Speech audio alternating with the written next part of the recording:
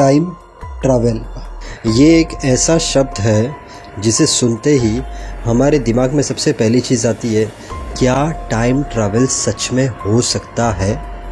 क्या लोग सच में पास्ट में जा सकते हैं या फ्यूचर में जा सकते हैं?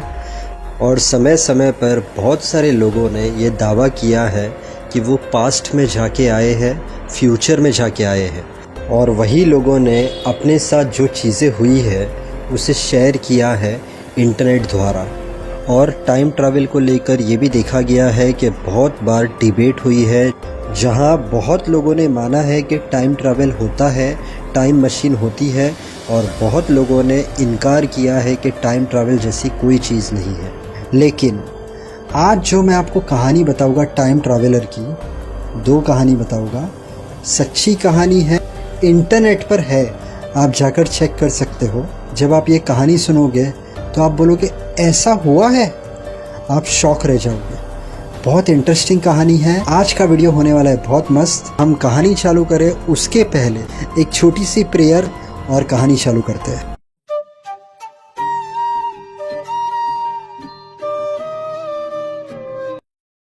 ये बात है 1935 की। मिस्टर विक्टर जो एक पायलट थे, इंग्लैंड में रहते थे। उनका एक छोटा प्लेन था, लाइट एयरक्राफ्ट। उन्हें उस प्लेन की टेस्टिंग करनी थी। अब स्कॉटलैंड से उन्होंने उनका सफ़र शुरू किया। आसमानों में चल रहे हैं, सब चीज़ें ठीक है। हर बार वो जो रास्ते से जाते थे, इस बार वो सोचते हैं क्यों ना मैं कोई नया रास्ता लूँ, और एडिनबर्ग के पास वाला रास्ता उन्होंने चुना।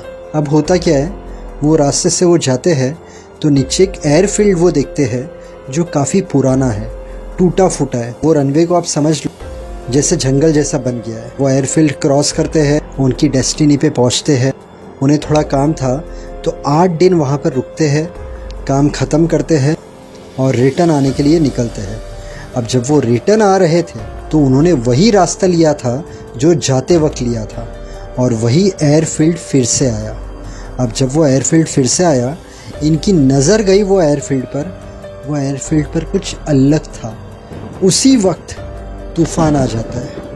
अब इतना भयंकर तूफ़ान होता है कि वो फ़्लाइट को कंट्रोल नहीं कर पाते। उनकी फ़्लाइट नीचे जा रही है, ऑलमोस्ट क्रैश होने वाली है, पर क्योंकि उनका एक्सपीरियंस बहुत अच्छा था, जैसे तैसे 20 मिनट्स तक तूफ़ान से लड़ते हैं और तूफ़ान से बाहर निकलते हैं। जैसे वो तूफ़ान से बाहर निकलते हैं, सब चीज़ें नॉर्मल होती है, तो उन्हें वही एयरफील्ड दिखती है जो जाते वक्त दिखी थी, जो टूटी फूटी थी। पर इस बार नज़ारा चेंज है। अब विक्टर जब नीचे देखते हैं, वो एयरफील्ड बहुत नई लगती है, न्यू लगती है। वो एयरफील्ड पर वो 4 प्लेन देखते हैं जो येलो कलर के हैं, जबकि गवर्नमेंट ने प्लेन का कलर 1935 में सिल्वर डिसाइड किया है। तो विक्टर शॉक हो जाता है। उसके बाद विक्टर को दिखते हैं थोड़े मैकेनिक घूम रहे हैं। उनका कलर रहता है कपड़ों का ब्लू, जबकि गवर्नमेंट ने डिसाइड किया था ब्राउन कलर। अब उसके बाद विक्टर को एक प्लेन दिखता है, वो 4 में से ही एक प्लेन जो बहुत एडवांस टेक्नोलॉजी वाला रहता है।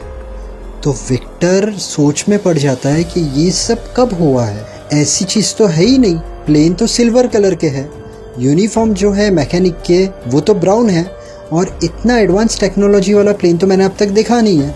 तो वो एकदम शॉक हो जाता है और फिर से तूफ़ान आता है। बट इस बार विक्टर उस तूफ़ान से अच्छी तरीके से निकल जाता है। अब फिर से उसे एयरफील्ड दिखता है जो टूटा फूटा है।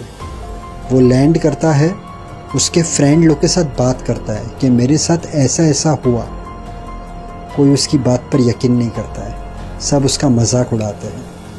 होता क्या है, 1939 में गवर्नमेंट प्लेन का कलर येलो डिसाइड कर देती है और मैकेनिक का कलर ब्लू डिसाइड कर देती है। और उस वक्त ऐसी ही टेक्नोलॉजी का प्लेन विक्टर देखता है जो उसने 1935 में देखा था। तब जाके विक्टर को यकीन होता है कि विक्टर ने टाइम ट्रैवल किया है। 4 साल 1935 में उसने वो चीज़ देखी जो 1939 में हुई। और 1975 में विक्टर एक बुक लिखता है, फ्लाइट टूवर्ड्स रियलिटी। उसके अंदर उसने इस किस्से के बारे में बताया है। ऐसी एक दूसरी कहानी बताता हूँ आपको। 2 नवंबर 2000 एक वेबसाइट थी टाइम ट्रैवल इंस्टीट्यूट की, जहाँ पर टाइम ट्रैवल के बारे में चर्चा हो रही थी। अचानक वहाँ पर एक मैसेज आता है जॉन टीटर के नाम से कि मेरा नाम जॉन टीटर है, मैं एक अमेरिकन सोल्जर हूँ, मैं 2036 से 1975 में गया था IBM 5100 कंप्यूटर लेने के लिए, क्योंकि फ्यूचर में कंप्यूटर में प्रॉब्लम हो गई है और उसे रिपेयर करने के लिए हमें 1975 का IBM 5100 कंप्यूटर के मॉडल की ज़रूरत थी। 1975 से मैंने वो कंप्यूटर ले लिया और मैं 2000 में रुक गया हूँ क्योंकि मुझे पास्ट देखना था। अब ये मैसेज जब लोग देखते हैं तो लोग मजाक उड़ाते हैं, कुछ भी बोल रहा है, तुझे पब्लिसिटी चाहिए, तुझे फेमस होना है, तेरे पास क्या प्रूफ है, तो वो टाइम मशीन की पिक्चर्स भेजता है। तो भी लोग बोलते हैं ऐसे तो कुछ भी हो सकता है, इसमें हम थोड़ी मान सकते, कुछ फ्यूचर प्रेडिक्ट करके बता। तो वो कहता है 2001 में पेरू में अर्थक्वेक आएगा, जो थोड़े टाइम के बाद सच हुआ, जो एक्चुअल में हुआ था 23 जून 2001 में।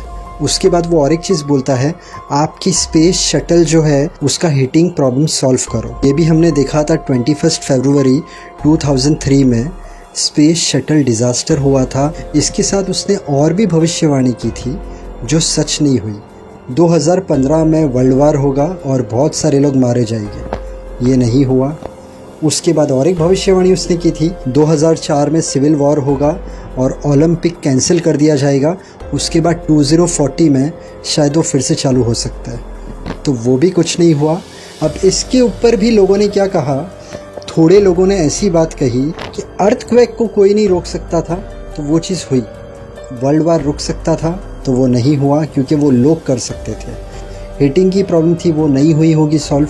सिविल वॉर तो वो भी लोग रोक सकते थे, इसलिए नहीं हुआ। इसलिए ओलंपिक भी चल रहा है। 24 मार्च 2001 में उसका लास्ट मैसेज आया कि मैं फिर से फ्यूचर में जा रहा हूँ। तो अब ये सब बातें भी इंटरनेट पर है, कितनी सच कितनी झूठ हमें नहीं पता है। वो जो प्रेडिक्शन उसने किया था वो एक कोइंसिडेंट होगा इसलिए हुआ, या फिर सच में ऐसा कुछ था। इसके डीप में भी अगर हम गए तो भी हमें क्वेश्चन मार्क ही मिलेगा। अब इसमें हमें डीप में जाने की ज़रूरत नहीं है। विक्टर की टाइम ट्रैवल की स्टोरी इंटरनेट पर है, मुझे पता चली, मैंने शेयर की। जॉन टीटर की स्टोरी इंटरनेट पर है, मुझे पता चली, मैंने शेयर की। अंत में यही बोलूँगा, मेहनत करते रहना, ऊपर वाले पर विश्वास रखना। अगर आपका कोई काम नहीं हो रहा है, थोड़ा सब्र, पेशेंस, काम हो जाएगा। फेल होने से डरना मत, उसमें से कुछ सीखना। हर इंसान जो दिल से मेहनत करता है, माँ बाप को खुश रखता है, सबसे अच्छी तरीके से रहता है, उसे कामयाबी ज़रूर मिलती है। पूरे दिन में ट्राई करना 6 से 8 गिलास पानी पीने की। इसके अलावा थोड़ा वॉकिंग, थोड़ा जॉगिंग, थोड़ी एक्सरसाइज कर लेना, इससे आपकी हेल्थ अच्छी रहेगी। वीडियो अच्छा लगे तो वीडियो को लाइक करना और मुझे फॉलो कर लेना, क्योंकि मैं रोज़ अलग अलग कहानियाँ लाते रहता हूँ। Thank you so much, God bless and wish you a very happy life.